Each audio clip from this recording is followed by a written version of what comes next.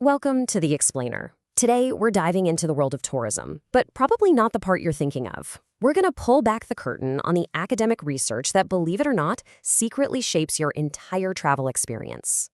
So, have you ever wondered what the experts who study this stuff are really looking at? We're going to crack open the code of tourism research and find out what's actually going on. These are the trends that decide everything, from how much you pay for a hotel room to why that specific beach vacation ad keeps following you around online. All right, so to figure this all out, we need a map, but not a regular map with countries and cities. Nope, this is a map of ideas. Imagine trying to make sense of thousands and thousands of academic papers. It's impossible, right? Well, this kind of map helps researchers see the forest for the trees. It shows them the big picture, the major highways of thought, and where the whole field of study is actually going. And the tool they use to build this map? It's called bibliometrics. It sounds complicated, but the idea is pretty cool. Think of it like creating a DNA profile for a whole area of science. It uses math and stats to look at all the research papers, the authors, and the ideas, and it shows you the hidden connections and the structure of the field. It's like a family tree for knowledge. Okay, so how does this whole bibliometric analysis thing actually work in practice? I mean, it's got to be more than just counting papers, right? Oh, for sure. It's a really systematic way to take a giant mountain of information and turn it into a clear, understandable map that shows you what's really important. And you know what? The process is actually pretty straightforward. It boils down to three main steps. First, you gather up all the publications you want to study. Step 2, you dig into the data points. You're looking at things like who wrote it, what topics they covered, who they cited. And then the magic happens.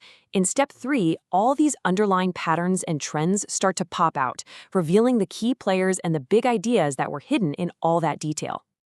So for our little investigation today, we're not going to try to boil the entire ocean of tourism research. That'd be crazy. Instead, we're going to zoom in, put our magnifying glass on one very specific, very important source. This way, we can get a super clear snapshot of what's happening.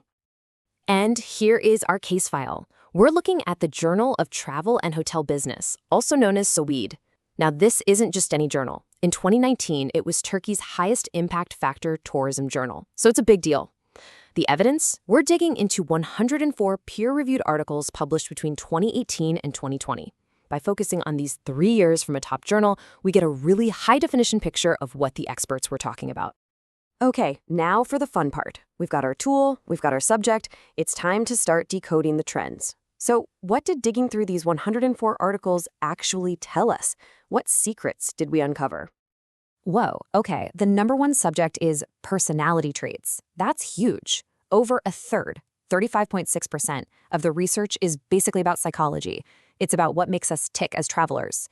Researchers are laser-focused on why we make the choices we do. And look what's in second place. Niche tourism markets. This tells you everything you need to know about where the industry is headed.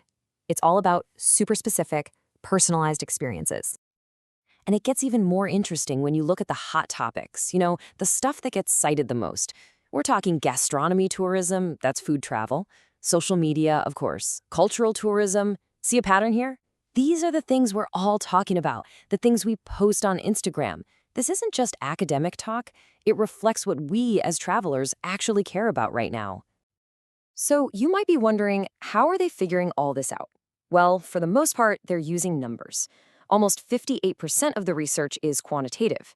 That means surveys, statistics, hard data. But, and this is important, a really big chunk, almost 40%, is qualitative. That means they're digging into text, doing interviews, getting the stories behind the numbers. The analysis also tells us a bit about who is doing the research, and the breakdown is pretty clear.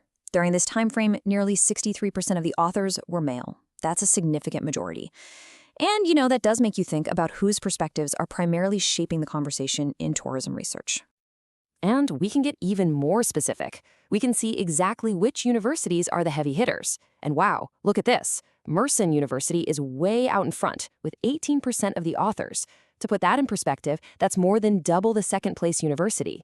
They are clearly a powerhouse in this field. Okay, this next number might be one of the most important clues of all. A whopping 61.8% of the sources cited in these articles are in English. Think about what that means. Even in a top Turkish journal, the majority of the foundational research they're building on is from the global English-speaking academic world. This is a huge sign that the field is becoming way more international.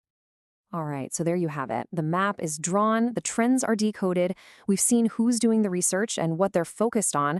So let's step back for a second and look at the big picture. What are the main takeaways from all of this?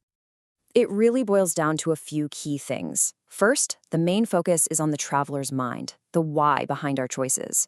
Second, researchers love their data. They're mostly using surveys to get answers. Third, the field is absolutely going global. And finally, the hot topics are exactly what you'd expect: food, social media, culture.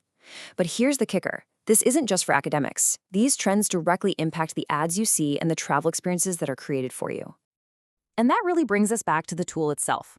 This quote from Zupik and Katter just nails it. Bibliometric analysis is so powerful because it lets researchers see the whole network of ideas. It's not just about finding one fact in one paper. It's about understanding the entire conversation.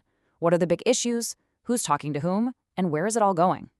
So if this is the research that's happening today, if the experts are so focused on our psychology and our digital footprints, it really makes you wonder, right? What will the travel experience of tomorrow actually look like? That's the big question. Thanks for tuning into this explainer. As always, keep asking questions.